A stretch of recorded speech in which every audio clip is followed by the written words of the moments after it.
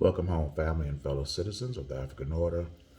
I'm here with another video, and the topic of this discussion is Know Your Enemy, Know Yourself. When I look at black people today, it is obvious when I look at the social movement, how we go about liberating our people, we elicit the help of outsiders. We elicit the help of people who are in a position of power and authority, and we actually think that they're going to help and help us get to their level. This is absolutely the wrong way.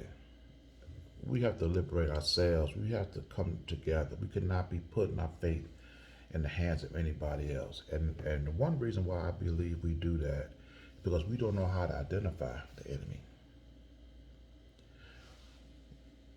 In the civil rights era, when you talk about black or white, this enemy is cunning.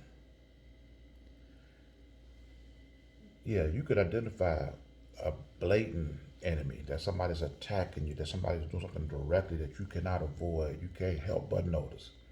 But when your enemy is cunning and clever, he can be right in front of your face and you won't even recognize him. I'm gonna give you two scenarios as to how the enemy can slide right past you and you'll cheer for him and don't even realize that he's the bad guy. The first scenario is the Wizard of Oz. If I was to ask you who was the bad guy or who was the villain in this situation, who would you say? Most of you would say the Wicked Witch of the West. But there were four witches that resided in Oz. The witch from the east and the witch from the west were evil. The witch from the north and the witch from the south, they were good, and they also happened to be white. When Dorothy House inadvertently killed the Wicked Witch of the East, and when the Wicked Witch of the West came to see about her sister, and she came to retrieve the red shoes that she had gave her, it was Gwendolyn, the good witch of the north, who stopped the Wicked Witch from the west. It was Gwendolyn who removed the shoes from the deceased witch and placed them upon the feet of Dorothy. It was Gwendolyn who told Dorothy that she could go follow the yellow brick road, which led through the Wicked Witch of the West territory to go to Oz because the wizard there could find her way home. It was the wizard who told Dorothy, in order for you to get home, you first have to kill with the Wicked Witch of the West. The wizard knew that he had to face the Wicked Witch of the West eventually. But knowing that he wasn't a true wizard, he would have gotten killed. So he sent Dorothy to do what he knew he could not do. So when you look at the Wizard of Oz through this perspective, you will see that the real villain of this is Gwendolyn and the wizard. And to conclude on this point, wasn't it Gwendolyn who at the end told Dorothy that she could have went home anytime she wanted? Wasn't it Gwendolyn that said all you got to do is just believe and click your heels 3 times? Wasn't it Gwendolyn who, when she put the shoes on Dorothy's feet in the first place, you could have told her that then? But yet you sent her up to see the wizard, and he sent you over to kill the witch when you gave her the ability to go home when the show first started. The Wizard of Oz show only lasted 5 minutes. So you see how clever the enemy is. You could cheer for the villain if you're not able to see who they really are. My second scenario is Star Wars. Everybody loves Star Wars. Even if you haven't seen Star Wars before, you know who Yoda is. But if I told you that Yoda was the real villain of Star Wars, would you believe me? If I told you that Obi-Wan was the real villain of Star Wars, would you believe me? And if I told you Darth Vader was actually the good guy, would you believe me? When Yoda and Obi-Wan discovers Luke Skywalker, Yoda refused to train because he said that Luke Skywalker was too old. It was Yoda and Obi-Wan who convinced Luke Skywalker to go after and kill Darth Vader. It was Obi-Wan who told Luke Skywalker that he trained his father. And when Anakin Walker started learning the Force, he got lured in by the dark side. And he told Luke Skywalker that Darth Vader betrayed and killed Anakin Skywalker. It was Yoda and Obi-Wan that was telling Luke Skywalker, in order for you to become a Jedi Master, you had to go and kill Darth Vader.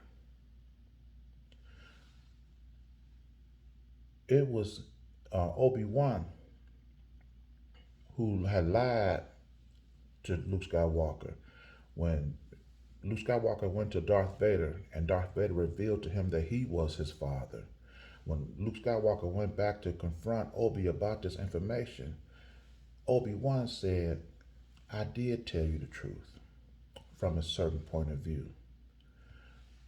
This is more lies and deceit. When I told you your father was killed by Darth Vader, that was basically the truth. Because the good man that Anakin was, the more he knew about the Force, the more evil he became. And then he turned to Darth Vader. So I told you the truth from a certain point of view. It takes an evil person to send a child to kill his own father by telling him that that the person that you're going after is the person that murdered your father. It was Darth Vader who wanted to reunite with his son, betray his master, and rule the universe as father and son. So whenever I see this, I say these are some clever, cunning individuals. And I always see them as the villain. And I believe you should too. Now, what does all that got to do with this video? If I was to tell you that white people are our enemy, the same white people who educate you, the same white people who employ you, the same white people who reside over you, who govern over you, if I was to tell you that they were our enemy, that would be hard for a lot of black people to believe, because they see us as parents, as fathers and wives, husbands, working for whites. Whites feeding us, whites providing everything for us. How can these people possibly be our enemy? Because if you know your enemy, you should know the enemy of your enemy. And that enemy to white people is black independence.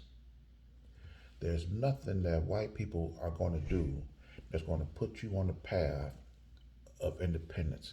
They're never going to help you empower yourself that you don't need them. Nothing that they have ever done has ever limited their power and authority over black people. If you don't know your enemy, you will be, you'll trust them. You will trust them to the point that you will build businesses and industries for them and not for yourself. If you don't know your enemy, you will admire them. You want to be just like them. And when your enemies see you doing this, they'll use you. How many black people you know that train their own supervisor? A person that can turn around and then fire you. You work in their facilities while they automate their plant to replace the labor. You still don't see these people as the enemy. You work right along with them, watching machine after machine take other people's jobs, but you feel safe and secure because you've been working for these guys for 15 years.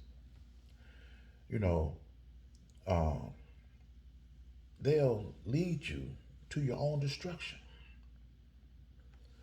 I'm watching this Facebook post, and the girl was telling me that a black girl and a white boy um, symbolizes hope and hope for the future. And when I told her that, how did she figure that? She said, well, black children and white children are innocent and represent a brighter future. I said, well, black people are slaves and white people are the enslaver. How can they be um, a love connection? How can they be committed to each other? And she accused me of having done mind control worse than what white people have done. Well, I said, well, if you actually believe that, slavery ended over 150 years ago. How many innocent black children and white children were born since then? If all black children and white children see is love,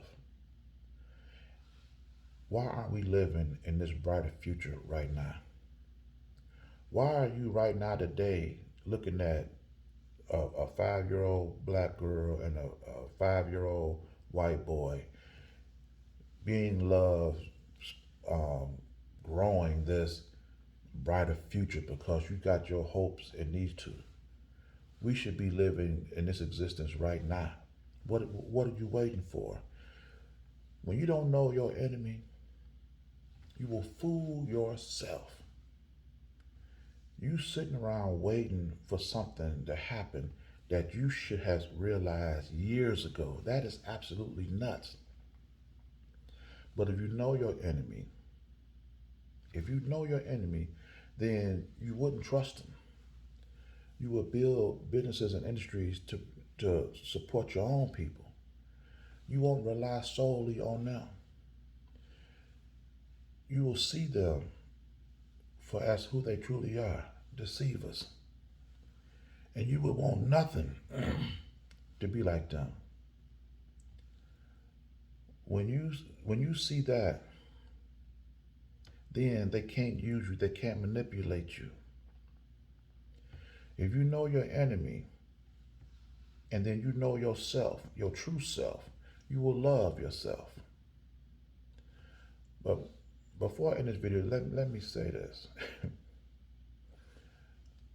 It was a guy talking about being a lawyer, and he was talking about being in a lawyer school. And he said, I learned two things. If you got facts, you argue facts. If you don't got facts, then you attack character. My character is constantly under attack. I hate white people. I hate this. I hate that. Never use that terminology in my life. But one thing for sure, when I teach to my people, when I preach to my people, they always attack my character, but never my content. I'm going to end this video here. And if you like this message, please share it. And if you like this content, consider subscribing to this channel.